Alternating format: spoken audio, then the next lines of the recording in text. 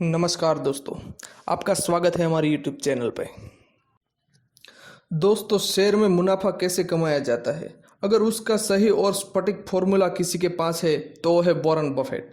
दरअसल Warren Buffett को लोग शेयर बाजार का जादूगर कहते हैं क्योंकि उनके द्वारा इन्वेस्ट किया गया पैसा बहुत ही कम बार घाटे में जाता है और यही वजह से वो आज Warren Buffett 8,920 crore US dollar संपत्ति के साथ दुनिया के तीसरे सबसे धनी व्यक्ति है। हालांकि दोस्तों, इतने पैसे कमाने के बाद भी वॉरेन बफेट ने अपना ज़्यादातर संपत्ति जरूरतमंदों के लिए दान कर दी है। साथ ही वो अपने जीवन में भी पैसे को कुछ इस तरह इस्तेमाल करते हैं कि साथ में जितनी आवश्यकता होती है। और आज के इस वीडियो में भी हम वॉरेन बफेट की ज़िंदगी के कुछ ऐसे पहलू के बारे में जानेंगे, इसे सुनकर आप दंग रहने आने वाले हो। हम बात करते हैं वॉरेन बफेट की। दुनिया के 3 सबसे धनी व्यक्ति होने के बाद भी एक आम इंसान की तरह अपना जीवन बिताने वाले वॉरेन बफेट है। तो दोस्तों, जहां अमेरिकी लोग न्यूयॉर्क और वाशिंगटन डीसी में अपना करियर बनाने का सपना देखते हैं, वहीं वॉरेन बफेट ने कम आबादी वाला शहर ओमाहा, नेब्रास्का में रहकर अपना कारोबार खड़ा किया और यहाँ तक कि अपनी कंपनी बर्कशायर हैथवे का हेडक्वार्टर भी यहीं पर स्थित है। और दोस्तों, कंपनी के एनुअल मीटिंग के दौरान ढेर सारे लोग इस छोटे से शहर में इकट्ठा होना पड़ता है। इसके अलावा अपने घर में ऑफिस जाते समय वॉरेन बफेट मैकडॉनल्ड्स में रुककर रोज नाश्ता करते हैं। और कहा जाता है कि जिस दिन शेयर बाजार में तेजी होती है उस दिन वो नाश्ते में करीबन 300 रुपये खर्च करते हैं और वहीं अगर मंदी होती है तो करीबन 150 रुपये खर्च करते हैं।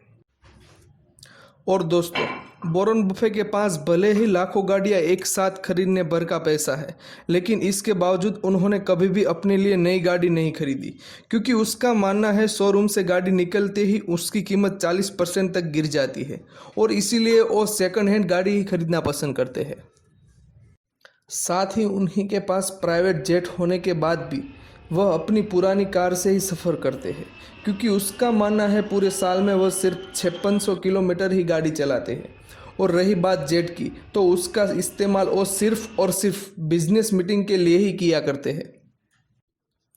और दोस्तों, बड़ी ही दिलचस्प बात यह है कि वॉरेन बफेट के पास आईफोन बनाने वाली कंपनी एप्पल के कई शेयर है, लेकिन इसके बावजूद भी वो कोई भी स्मार्टफोन का इस्तेमाल नहीं करते हैं। दरअसल उनके पास अभी भी नोकिया का बहुत ही पुराना एप्पल फ़ोन है। और दोस्तों, इन सब के अलावा पैसे वाले ज़्यादातर लोग खाली समय में गैजेट का इस्तेमाल करते हैं या फिर पार्टी वगैरह में जाना पसंद करते हैं, लेकिन वॉरेन बफेट अपना खाली समय अपने दोस्तों के साथ ताश खेलते बिताते हैं और साथ में उन्हें किताबें पढ़ने का भी खूब शौक है।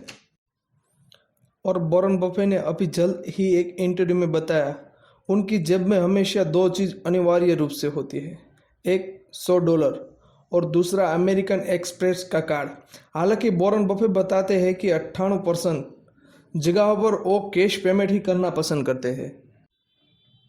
और दोस्तों, आपको शायद यह बात पता ही हो कि बिल गेट्स और वॉरेन बफेट बहुत करीबी दोस्त हैं, लेकिन एक समय ऐसा भी था जब गेट्स वॉरेन बफेट को मिलना ही नहीं चाहते थे। दरअसल वो तारीख थी 5 जुलाई 1991। बिल गेट्स को वॉरेन बफेट से कुछ बिजनेस डील के लिए मिलना था, लेकिन बिल गेट्स अपने से 25 साल बड़े वॉरेन बफेट से मिलना ही नहीं चाहते थे और इसीलिए उन्होंने सिर्फ 30 मिनट का ही समय इस मीटिंग के लिए रखा था।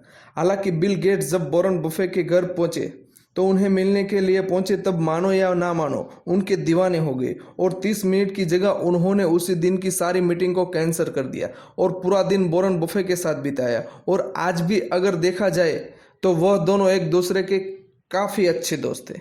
यहाँ तक कि बिल गेट्स के ऑफिस में 2 नंबर स्पीड डायल पर होते हैं, एक उन्हें घर का नंबर और दूसरा वॉरेन बफेट का नंबर।